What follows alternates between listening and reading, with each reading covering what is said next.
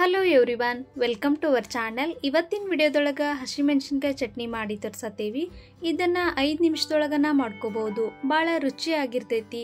ರೊಟ್ಟಿ, ಚಪಾತಿ ಮತ್ತು ಅನ್ನದ ಜೊತೆ ಇದನ್ನು ತಿನ್ಬೋದು. ಬರ್ರಿ ಹಾಗಾದ್ರೆ ಇದನ್ನು ಯಾವ ರೀತಿಯಾಗಿ ಮಾಡೋದಂತ ನೋಡೋಣ. ಅದಕ್ಕಿಂತ ಮೊದಲು ನೀವು ನಮ್ಮ ಚಾನಲ್ನ ಸಬ್ಸ್ಕ್ರೈಬ್ ಮಾಡ್ಕೊಂಡಿಲ್ಲ ಅಂತಂದ್ರೆ ಸಬ್ಸ್ಕ್ರೈಬ್ ಮಾಡ್ಕೋರಿ. ಹಸಿ ಖಾರ ಅಥವಾ ಹಸಿಮೆಣಸಿನ್ಕಾಯಿ ಚಟ್ನಿ ಮಾಡ್ಕೊಳಕ ಮೊದಲಿಗೆ ಹಸಿಮೆಣಸಿನ್ಕಾಯಿನ ಹುರ್ಕೋಬೇಕು. ಈಗ ಒಂದು ಕಡಾಯಿದೊಳಗೆ ಸ್ವಲ್ಪ ಎಣ್ಣೆ ಹಾಕ್ರಿ. ಎಣ್ಣೆ ಬಿಸಿ ಆದ್ಮೇಲೆ ನಿಮ್ಗೆ ಬೇಕಾಗಿರುವಷ್ಟು ಹಸಿಮೆಣಸಿನ್ಕಾಯಿ ಹಾಕ್ರಿ. ನಿಮ್ಗೆ ಎಷ್ಟು ಬೇಕು ಅಷ್ಟು ನೋಡಿಕೊಂಡು ನೀವು ಹಸಿಮೆಣಸಿನ್ಕಾಯಿನ ಹಾಕ್ಬೋದು. ಈಗ ಗ್ಯಾಸ್ನ ಮೀಡಿಯಂ ಫ್ಲೇಮ್ನಾಗ ಇಟ್ಕೊಂಡು ಇವನ್ನ ಚಂದಾಗ ಹುರಿದು ತಗೋರಿ. ಮೆಣಸಿನ್ಕಾಯಿ ಹುರಿಬೇಕಾದ್ರೆ ಈ ರೀತಿ ನಡುವ ಸ್ವಲ್ಪ ಕಟ್ ಮಾಡಿ ಹಾಕೋರಿ, ಇಲ್ಲಾಂದ್ರೆ ಅವು ಸಿಡಿತಾವು. ಇದಕ್ಕಿಂತ ಮೊದಲು ನಾವು ನಮ್ಮ ಚಾನಲ್ದೊಳಗೆ ಹಸಿ ಖಾರ ಹೆಂಗೆ ಮಾಡ್ತಾರಂತ ವಿಡಿಯೋನ ಅಪ್ಲೋಡ್ ಮಾಡೇವಿ.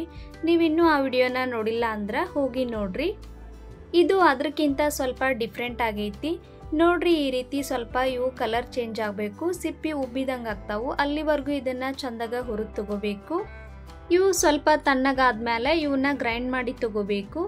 ಈಗ ಒಂದು ಮಿಕ್ಸರ್ ಜಾರ್ದೊಳಗೆ ನಾವು ಹುರಿದಿಟ್ಟಿರುವಂಥ ಎಲ್ಲ ಹಸಿಮೆಣಸಿನ್ಕಾಯಿ ಹಾಕ್ರಿ. ಹಸಿಮೆಣಸಿನ್ಕಾಯಿ ಹಾಕಿದಾದ್ಮೇಲೆ 1 ಟೇಬಲ್ ಸ್ಪೂನಷ್ಟು ಜೀರಿಗೆ ಹಾಕತ್ತೇವಿ. ಈಗ ರುಚಿಗೆ ಬೇಕಾಗಿರುವಷ್ಟು ಉಪ್ಪು ಹಾಕ್ರಿ. ಅರ್ಧ ಚಮಚ ಉಪ್ಪು ಹಾಕತ್ತೇವಿ. ಸ್ವಲ್ಪ ಹಸಿ ಶುಂಠಿ ಹಾಕ್ರಿ. ಅರ್ಧ ಕಪ್ನಷ್ಟು ಹಸಿ ಕೊಬ್ಬರಿನ ಈ ರೀತಿ ಕಟ್ ಮಾಡಿ ಹಾಕ್ಕೊಳತ್ತೇವಿ. 1 ಗಡ್ಡೆ ಬೆಳ್ಳುಳ್ಳಿನ ಹಾಕ್ಕೊಳತ್ತೇವಿ. ಈಗ ಇದ್ರೊಳಗೆ ಸ್ವಲ್ಪ ಕೊತ್ತಂಬರಿ ಹಾಕಬೇಕು. ಕೊತ್ತಂಬರಿನ ತೊಳೆದು ಹಾಕ್ಕೊಳತ್ತೇವಿ. 1 ಟೇಬಲ್ ಸ್ಪೂನಷ್ಟು ಸಕ್ಕರೆ ಹಾಕ್ಕೊಳತ್ತೇವಿ. ಸಕ್ಕರೆ ಬದಲಾಗಿ ಬೆಲ್ಲನೂ ಹಾಕೋಬಹುದು.